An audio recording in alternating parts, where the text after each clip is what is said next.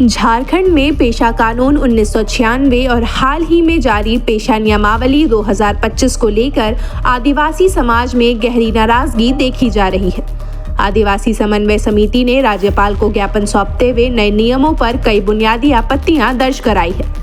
संगठन का कहना है कि पेशा का मूल उद्देश्य 5वीं अनुसूची क्षेत्रों में ग्राम सभा को सर्वोच्च अधिकार देना है, लेकिन नई नियमावली में ग्राम सभा की शक्तियों को सीमित किया गया है। विवाद यहीं खत्म नहीं होता। अनुसूचित जनजाति की भूमि से अवैध कब्जा हटाने की शक्ति भी ग्राम सभा से लेकर जिला प्रशासन को सौंप दी गई है, लेकिन पेशा कानून साफ तौर पर ग्राम सभा को यह अधिकार देता है। साथ ही लाभुक चयन, सामुदायिक संसाधनों पर अधिकार और बहुस्तरीय पारंपरिक व्यवस्था को भी नई नियमावली में सीमित कर दिया गया है। आदिवासी संगठनों ने राज्यपाल से मांग की है कि पेशा नियमावली 2025 में संशोधन कर इसे पेशा कानून 1996 और 5वीं अनुसूची के अनुरूप बनाया जाए।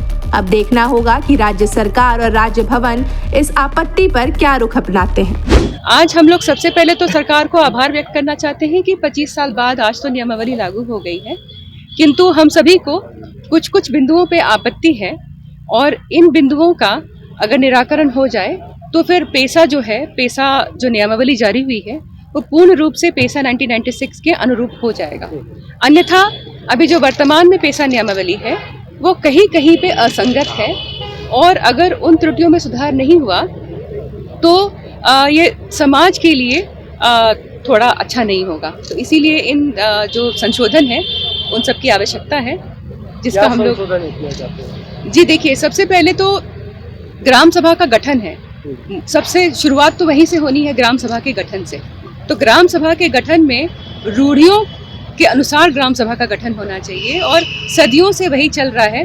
ग्राम सभा पहले से मौजूद है, उनकी पारंपरिक सीमाएं भी पहले से हैं, जिनको अंग्रेजों ने भी मान्यता दी थी और आज भी वही अपेक्षा है कि उन्हें मान्यता मिले। हालांकि अभी नियमावली में रूढ़ियों को हटाकर जिला उपायुक्त को मान्यता देने का प्रावधान डाला गया है, जिससे कहीं ना कहीं रूढ़ियां जो है गौण हो रही हैं। उससे ऐसा प्रतीत होता है कि एक सामान्य क्षेत्र की तरह ही पेशा क्षेत्र को देखा जा रहा है। दूसरा, जैसे ग्राम सभा को सर्वोच्च माना जाता है पेशा कानून में और सर्वोच्च न्यायालय के कई निर्णय में ऐसा कहा गया है, लेकिन वर्तमान नियमावली में कुछ जगह पे जो अनुमति है या सहमति है या अनुमोदन है वो ग्राम सभा से नहीं लेके जो जिला परिषद या पंचायत समिति से लिया जा रहा है। तो वहाँ पे भी जो है ग्राम सभा को सर्वोच्च नहीं माना जा रहा है, वहाँ पे भी सभी को आज आपत्ति है। दूसरा, जैसे और भूमि के विषय में भी जैसे भूमि का जो अवैध कब्जा है उसकी मुक्ति की जहाँ बात होती है, तो पूर्व की नियमावली में भी जो सारी ताकतें हैं वो ग्राम सभा को दी गई थी, लेकिन वर्तमान में ऐसा नहीं है। और इस तरह के और भी छोटे छोटे बिंदुओं हैं। साथ में मैं ये जोड़ना चाहती हूँ कि हम लोग यहाँ पे संशोधन का प्रस्ताव लेकर आए हैं, कोई गलतियाँ ढूंढने हम लोग नहीं आए हैं। और जिस तरह से भारतीय संविधान में भी कम से कम 100 से अधिक बार संशोधन हो चुका है, तो संशोधन होने से बेहतर होगा। तो हम लोग इस नियमावली को और बेहतर बनाने के लिए सरकार को सुझाव देने आए हैं, हम लोग कोई गलतियाँ ढूंढने नहीं आए हैं।